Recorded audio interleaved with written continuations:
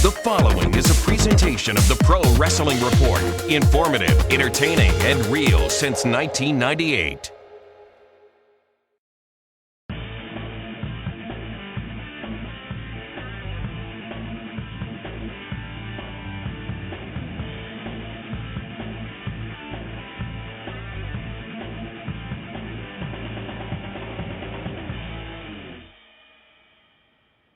Good evening and welcome to Blog Talk Radio. It's not Sudden Impact. It is the TNA Turning Point post show. I am the man they call me Dad. Thank you for joining us here tonight on Blog Talk Radio. I will be joined by other members of the PWR family. I believe we have somebody calling live from the event and much, much more. Once again, thank you for joining us. If you haven't yet, make sure you hit us up on the Twitter page at PWR Show, also available on Facebook, facebook.com/Pro Wrestling Report. So, what did you guys think of the pay-per-view? I thought that it was definitely a show you want to check out, and definitely a show we're going to talk about here. We're going to run down the results. We're also going to be taking your phone calls if you want to call into the program. The number to call in, area code 347-996-5278. 347-996-5278. You can also hit us up in the chat-osphere. That's right, I'm in charge tonight, so that means it's chat-osphere. We've got a bunch of people hanging out in there in the chat-osphere talking about the pay-per-view tonight. Again, TNA Sudden Impact is there on Thursday, but tonight is a special edition of Meathead hosting the TNA pay-per-view post-show. So let's first start running down the card here.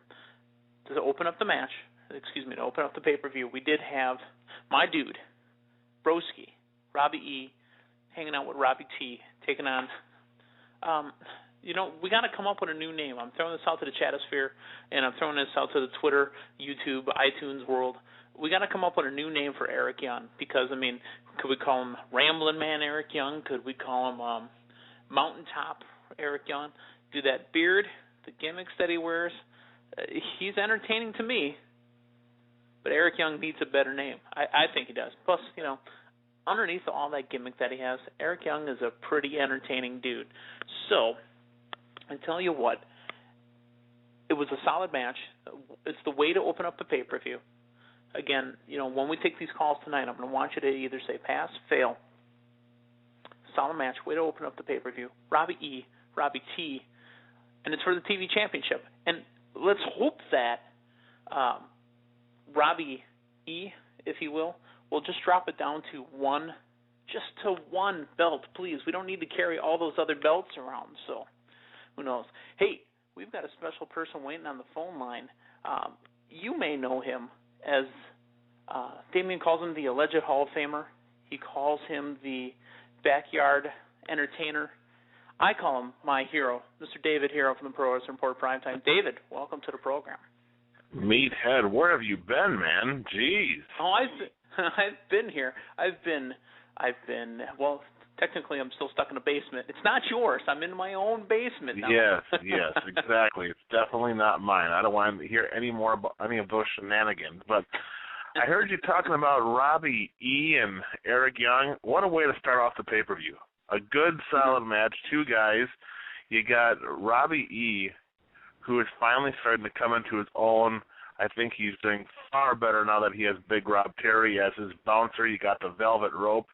And then there's Eric Young, who does things that, boy, I tell you, he's just a good entertainer, a good wrestler. He does stuff that can't be taught. He can improvise on the fly.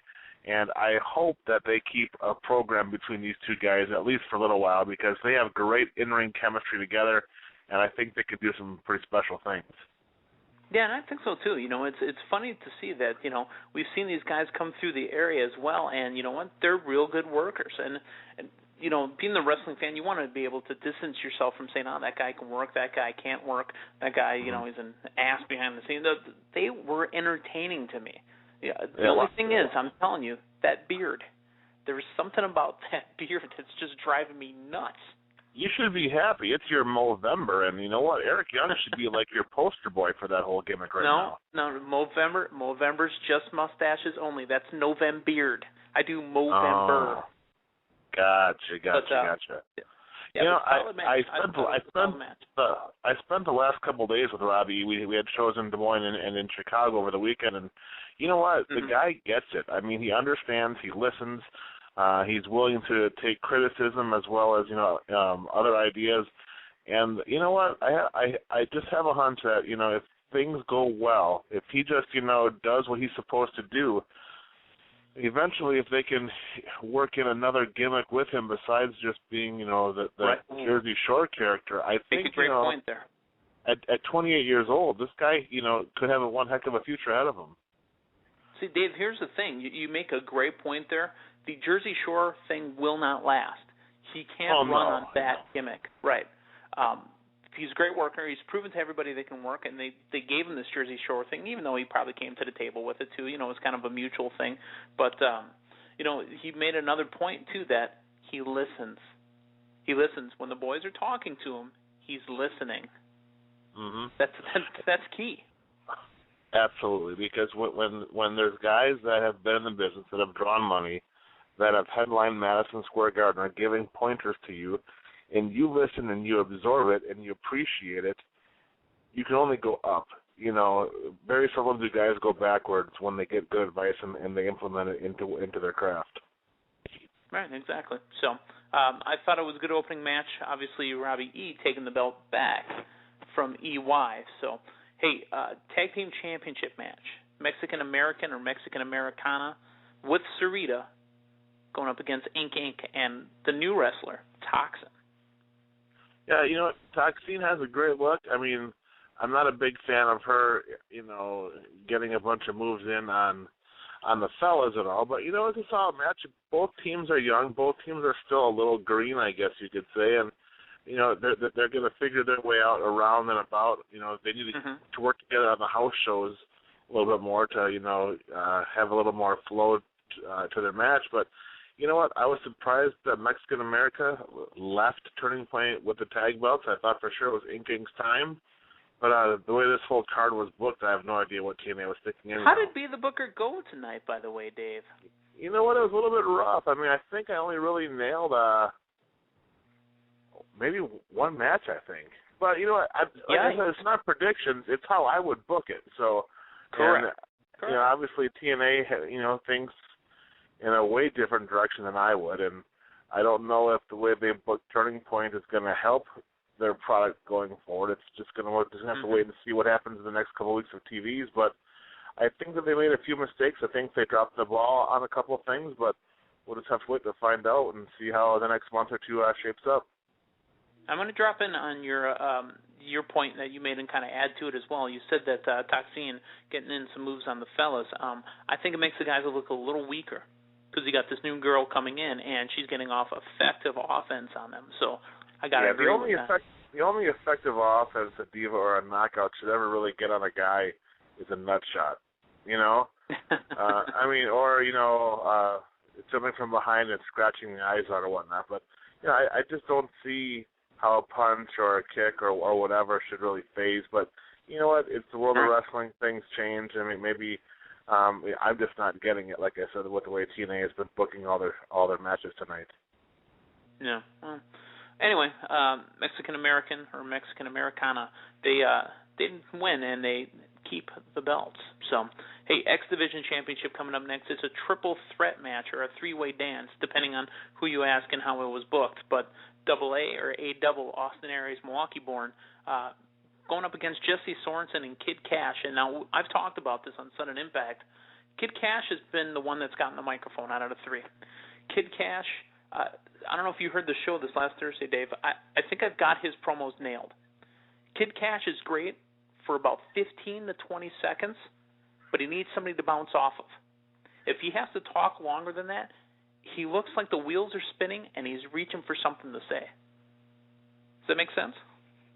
I mean, sometimes guys just get in a rut and they just get real repetitive, and Kid Kash has been around for a long time, so you would think that wouldn't be a problem for him, but who knows as to how his stuff is being scripted. Like I said, it feels like, because like when he was standing in the ring with Jesse Sorensen, Jesse had nothing to say. So Kid Kash had to do all the talking. The reason Jesse has nothing to say is because they haven't really introduced him as a character. Anybody. I mean, they've done a little bit, but you know what? Introduce him to the crowd. Let him know who he really is, what he's done, where he's going, where he's been, and you know, make him relevant. Why is he carrying a football to the ring? I have no idea. Well, I mean, I guess he was a former stand-up football player, but honestly, explain why he walked down in a Letterman's jacket, saw some rando kid on the side, handed him a plastic football. Explain that to me. I'm not in the wrestling, and I need to know. Yeah, I have no idea. Brutal, right? So, no, I don't need you to explain. I'm just saying, you know, as a fan, explain that to me. Why is that happening? I don't get it. What are you going to do? So, hey, if you want to call into the program, we do have a number here for you to call in, area code 347-996-5278. That's 347-996-5278. We got the chatosphere also blowed up, if you will. Is that what they say on the ESPN show that you guys do on Monday? It's blown up? No. Of course what do you not. guys say? How do you say it? That's your gimmick. But the chatosphere, as we do here on the Meathead gimmick, is blown up, if you will. Also, we're looking at a lot of tweets as well, and Facebook page. Make sure you're hitting us up, facebook.com/Pro Wrestling Report. Dave, I know we've got a special caller coming in. He's going to come in after the break. You played a little game earlier on Twitter, and you said, find the Damian Nelson. At what time in the show did you actually find him? At what mark? Was it 2 hours in? I'm not too sure what time it was. It was as Jeff Hardy made his way down to the ring. That's when I found him. Sure that wasn't Jeff Partridge? No, that was definitely a...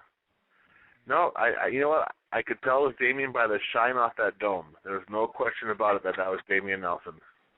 So what you're saying is Hardy wore the Ram get-up to block all the glare coming off the top of the Nelson Chrome.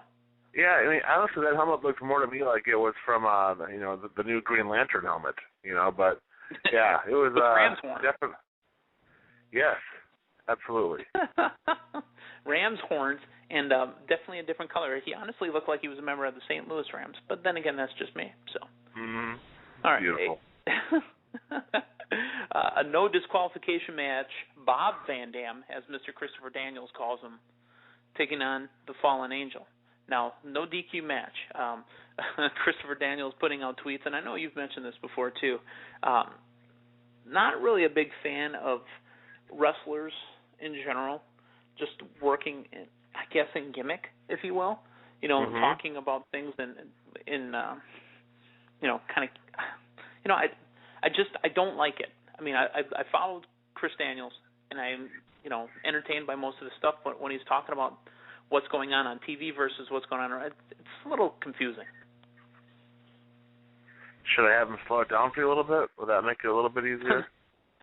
No, that's not it at all. The point is, I want this stuff on this side. I want this stuff on this side, and I want this stuff on this side. I want my stuff organized. When I get this over in this category, it kind of throws me off. Ah, okay. Well, I will tell him to make sure he gets his stuff organized. All right, Dave. Well, hey, we're going to take a quick break, but when we come back, we've got a caller coming in from the, I forget the area code, but I know it's real close to the OBT. You been there, Dave? The OBT? Oh, you know what? I drive by it quickly. I do not hang out on the OBT. Bad shenanigans on the OBT. Really? Because there was a gentleman and myself that drove down there once, and we slowed down to take pictures. I'm sure you did. I mean, my goodness. All right, well. All right, man. There were pictures that couldn't make the internet. Yep. Hey, we're going to be right back. David, thank you. Yep. Hey, we're going to be right back. You're listening to Blog Talk Radio. This is the TNA pay-per-view post show right here on Blog Talk Radio.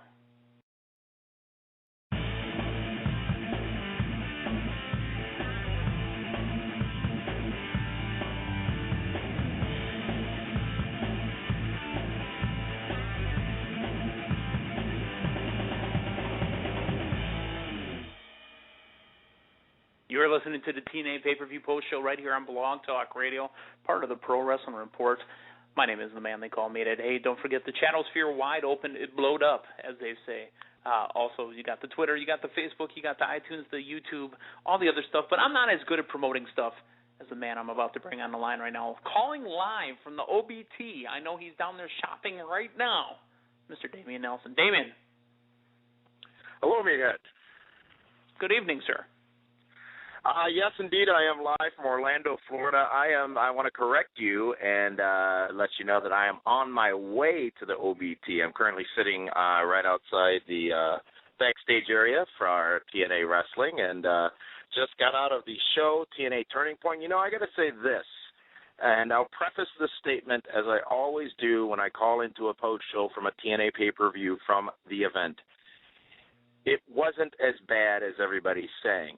I was there live. It's a much different experience live, and I'm going to get to some of those points of what I discovered tonight, having not been to a TNA pay-per-view in about 1 year's time. Last one I was at was in November of last year.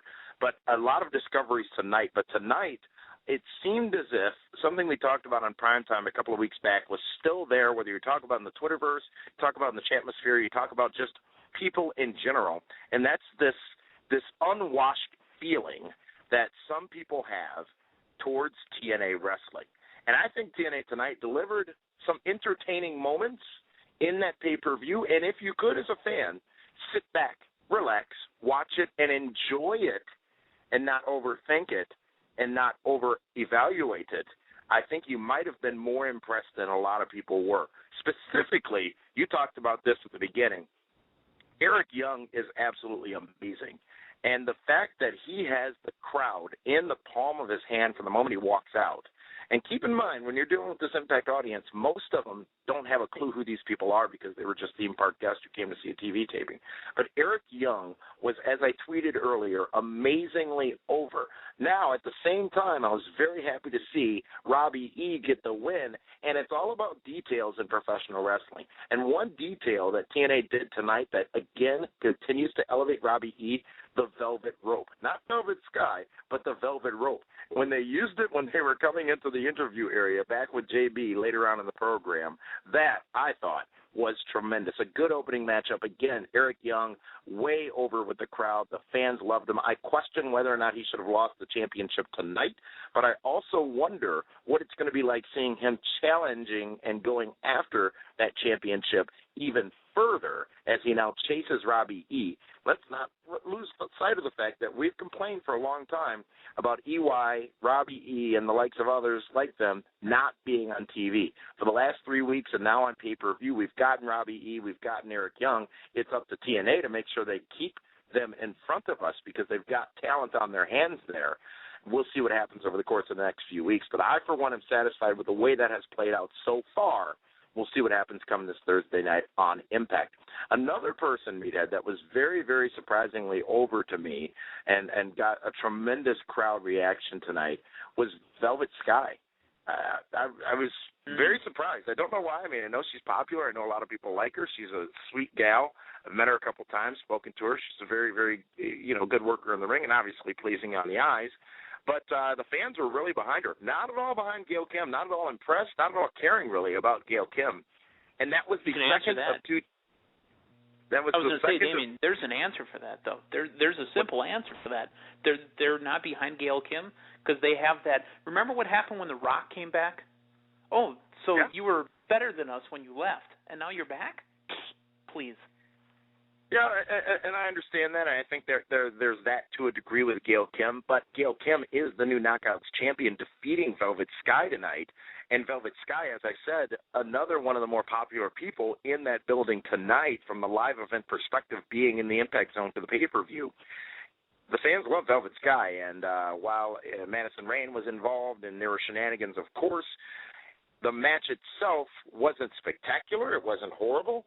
But it was a good match, a match that saw a new Knockouts champion, and that's the second case where they took the title off somebody who was extremely popular. But you have to ask yourself the question as a fan, if you want to read that deeply into it and not just enjoy the moment or evaluate that moment and not enjoy it, is it going to be better down the road for that person to not be the champion? We've talked many times about whether or not John Cena needs to be the WWE champion and how much better he might be at chasing the title. There's a lot in the chase, ladies and gentlemen. And remember the chase Mark Henry gave to get the WWE World Championship, and now the fans are embracing him totally. I'm not defending this pay-per-view. I'm simply giving, from my perspective, what I saw live, which is completely different from what any of you saw on your televisions. That I know and that I can appreciate. But those two things stuck out to me. Obviously, the other big matchups tonight, the main event match, AJ Styles versus Bobby Roode. We knew going into this match AJ Styles was going to have to be a little careful with that ankle. However, it didn't seem as if that would really be a factor for AJ Styles, as he delivered as he always does in that ring. But Meathead, very surprising, no reaction at all for Mr. Bobby Roode. It was, as David Hero tweeted, a pin drop in the impact zone when Bobby Roode came out. And I was surprised by that because I really thought the fans had embraced Bobby Roode. But, again, which fans were in the impact zone? Let me ask you this. With it being, and I know Orlando's Eastern, so we'll say 10:30 at night, don't you think that those fans, being that they're impact zone fans, might have just been tired? Mommy, it's time to go home. Well, there's one more match. We're just going to stay for one more match. I felt that. Maybe that's what I felt when I heard a pin drop as well.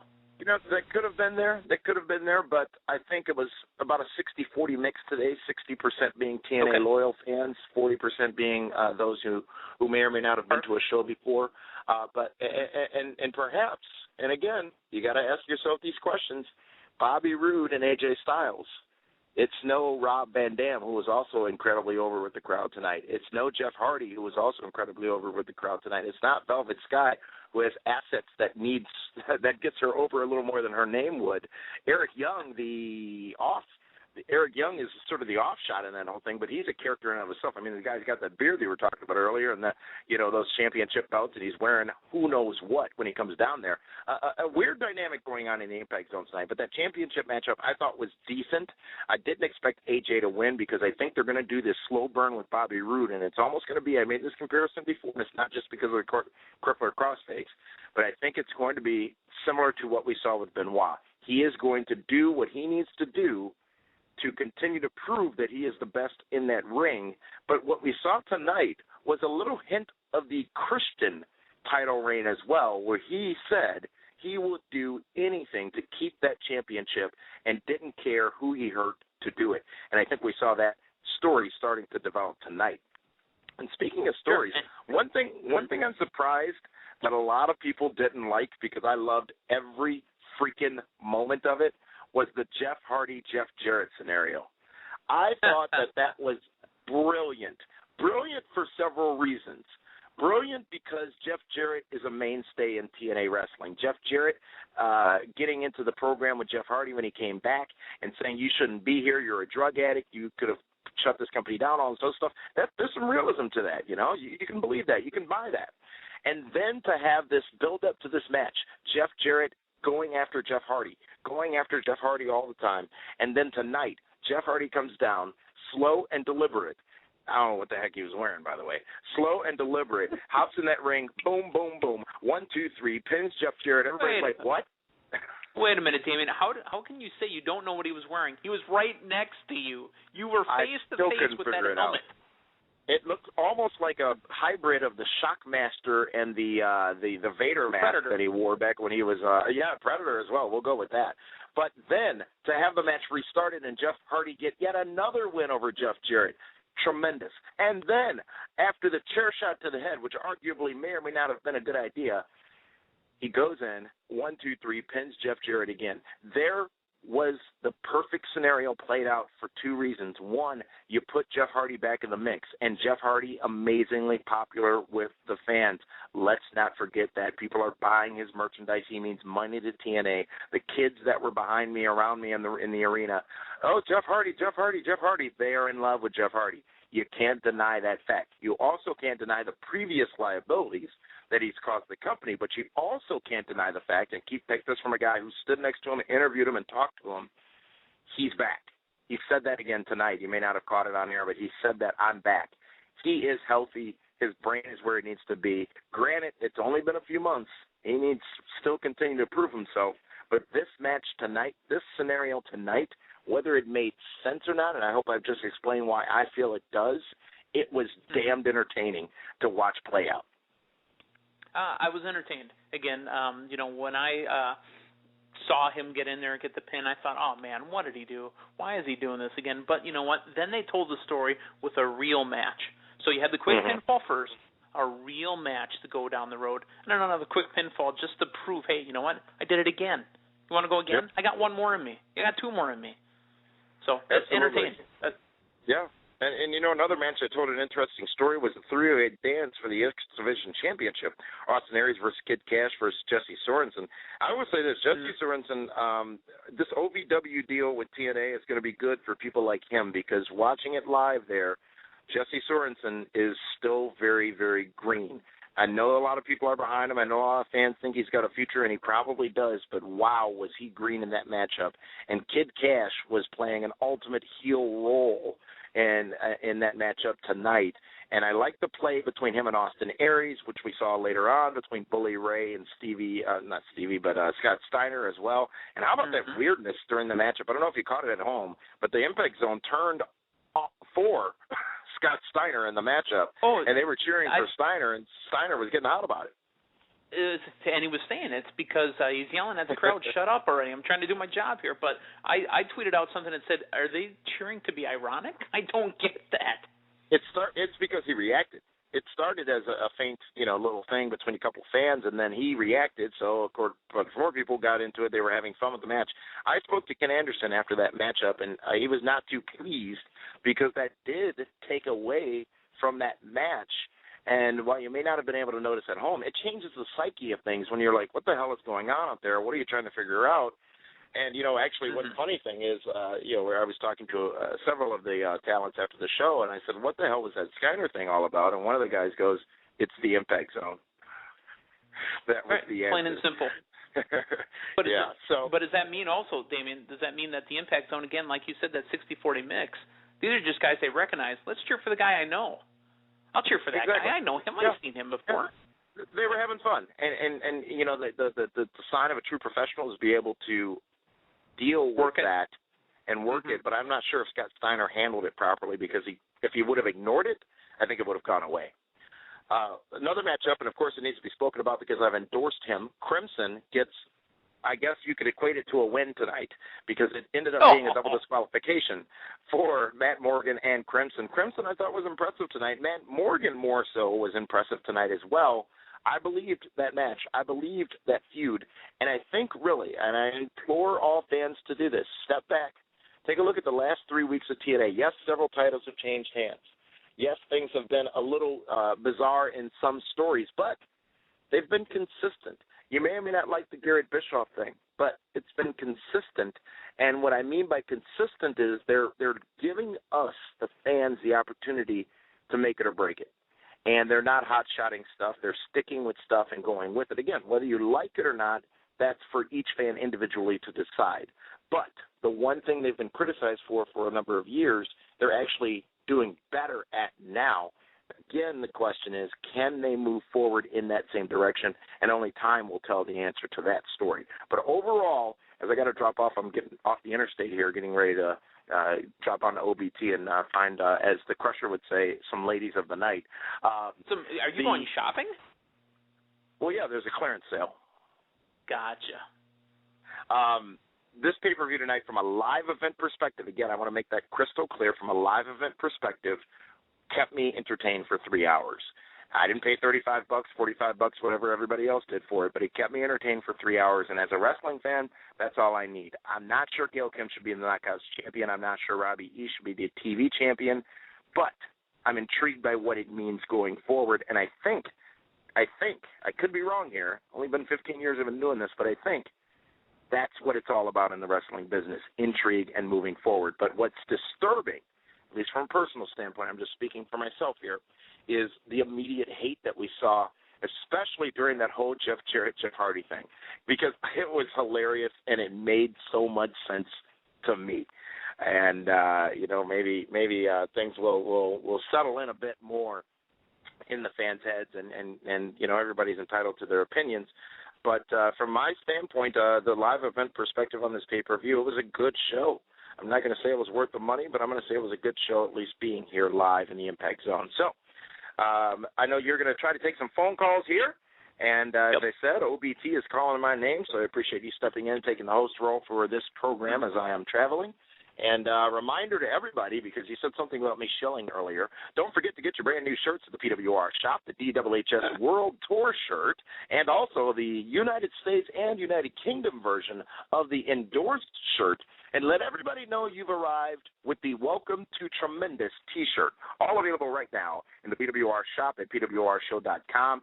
Brand new pwrshow.com coming in the next coming days as well. But right now you can still go and get those items. And Meathead, right now, special, buy 4 shirts, get 1 free.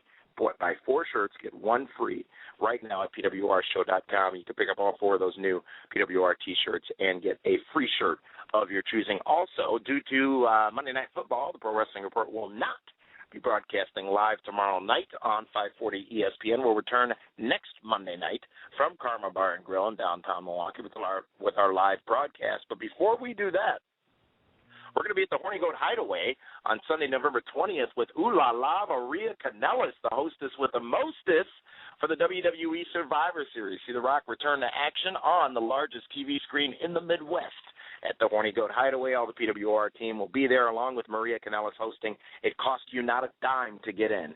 So come on down and join us. It's going to be a great time. We've got prizes, fun, raffles, all kinds of stuff, food and drink specials at the Horny Goat Hideaway down on the south. Well, actually, we'll call it downtown Milwaukee because it's really right out downtown. So that's all the shilling I have to do, but thank you very much for having me, and thanks everybody for tuning in here to the post show for TNA. What is this called? Turning Point. Yes, that's what it is. Turning Point. Damien, thank you for calling in from the OBT. Have a good night. Try not to, don't get none on you. Exactly. Bye-bye. Damien Nelson calling in from the OBT. Damien, thank you for calling. Hey, we're going to take one more break. I know we got calls sitting on hold, but we are going to take one more break. When we come back, we'll take the calls that are sitting on hold. If you want to call in, be a part of the program, area code 347-996-5278. That's area code 347-996-5278. You are listening to Turning Point Post Show on Blog Talk Radio. You're listening to the most...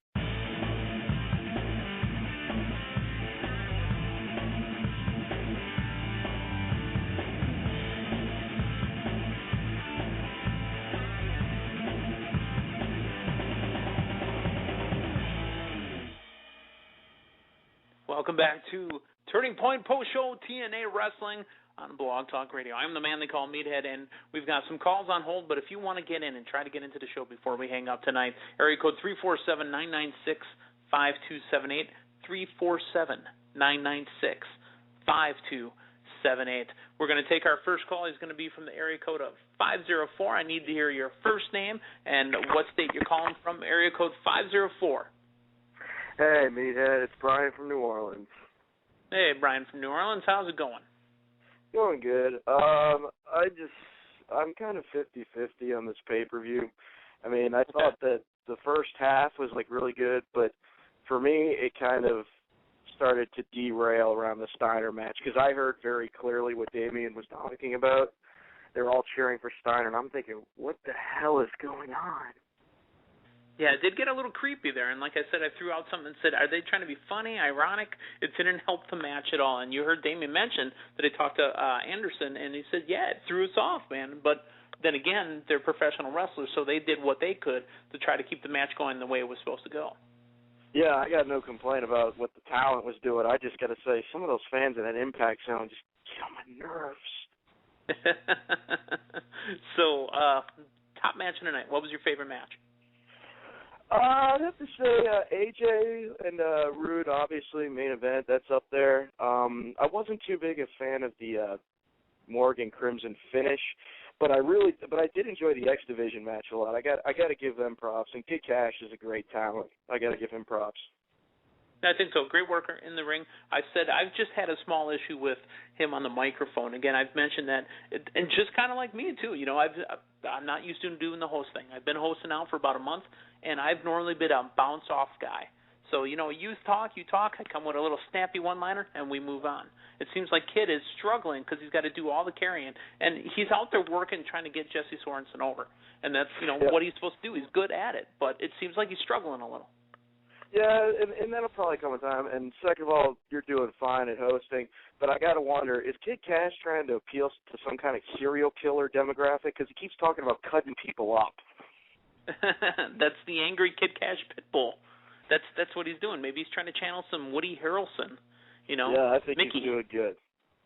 Yeah. So, worst match of the night, in your opinion, least entertaining. Oh man, I don't even, like, if I was gonna say Jeff Hardy and Jeff Jarrett, but they kind of made up for it with the 3 falls. The knockouts I wasn't crazy about just because of the finish. I mean, TNA, it's classic TNA. They get a free agent from WWE and they push them to the moon. In this case, Gail Kim putting both belts on her. Right. Way too soon. Well, you know, yeah, and we've heard, again, you know, we've said this, I've said this, we've all said this, there's always more money in the face chasing a heel, so maybe that's what they're setting up. I think it's ironic that they would do 2 different belts on the same pay-per-view, but maybe that's what they're doing. So overall, the show, you said it was 50-50. What if I were to press you for an answer, pass or fail? Because of the main event, I'd have to I could give it a pass, but okay. It's barely. Okay. Hey, 50.1 wins over 49.9. So. Yeah, I just hope that knockouts thing that they don't just bury Velvet because she had so much potential, you know, to really make a good run. I just hope that, you know, she chases it, just doesn't get buried. To be honest, I think there's money in that as well because now she could chase it from 2 different sides. Chase it from a singles version, or she can go get herself a partner and try to chase him with the tag belts again. There's a lot of road there. I really hope so because there's money in Velvet Sky, most definitely. Absolutely. Absolutely. All right, well, I appreciate your call. Thanks for calling in. Don't forget Sudden Impact Radio this week, Thursday, right after Impact. We'll see all the fallout from the pay-per-view. Thanks for calling in. Thanks for your time. Yeah, not a problem. All right, so we had a call from New Orleans. If you want to try to make the show, we've got a couple minutes left here. Area code 347-996-5278, 347-996-5278. We're going to take a couple comments out of the chat-osphere. Now that Damien's gone, it's the chat-osphere. Don't tell him. But DeSantos, I'm going to point you out right now. Maria is not stripping when she comes. That's not what she does. Maria is a radio host, and she's coming down to do a promotional event. She's going to be down for Survivor Series. There's a chance to come check out the pay-per-view, come check out Maria, hang out with a couple wrestling fans, hang out with Damien Nelson, David Hero, Linda Kay will probably show up. If you give me a couple bucks, I might walk in the door. If you give Frank a cannoli, he might walk in the door. So, no, she's not going to do that, but you can definitely get a chance to meet Maria Kanellis. She can come on down to the horn and go, all right, that's my worst goat. But we're also going to run down the rest of the pay-per-view, too. I know we started talking to Dave, started talking to Damien. We didn't get through the rest of the pay-per-view. We've wrapped up on RVD, Bob Van Dam, if you will, versus Christopher Daniels. And then we started talking about Crimson and Matt Morgan. I guess this was Matt Morgan's way of getting back on pay-per-view, getting back on TV, and proving that he can work again. It's also a way for Crimson to still stay undefeated. Even though he didn't win this match, if it were a winning streak, he would have lost it. But he didn't lose, so he's undefeated. If that makes sense. Keep following with me. Tag match, Mr. Anderson and Abyss went up against Bully Ray and Scott Steiner. I asked this question about 3 weeks ago on Sudden Impact Radio. Why is Scott Steiner around? Is he around to talk? Is he around to help put the guys over? Is he just around to be around? What's he doing right now? How's he helping the show? How's he helping the program? Scott Steiner did a lot of work tonight. You heard Damien mention that he may not have done, the match any service by yelling at the fans and interacting with the ones that were cheering for him, trying to tell them to shut up and to stop cheering for me. Just keep working, man. Use it to your advantage. Pull them in. Yeah, you like that? Boom. Hit him with a, how do you like that? So I didn't think he did that all that great, but Mr. Anderson and Abyss beating Bully Ray and Scott Steiner, and Bully Ray apparently thinking the real Abyss is back, the one that went through a table and jumped up to his feet. So I don't know where they're going with Abyss. I think back to James Mitchell being Abyss's father, and Abyss being this dark, dirty secret that, was just a monsterish ball, if you will. Well, this is kind of more of a cartoon character now, to be honest with you. So if they're going to try to make him the Old Abyss, it's going to have to take some sort of shock value for everybody to buy into it again, I guess.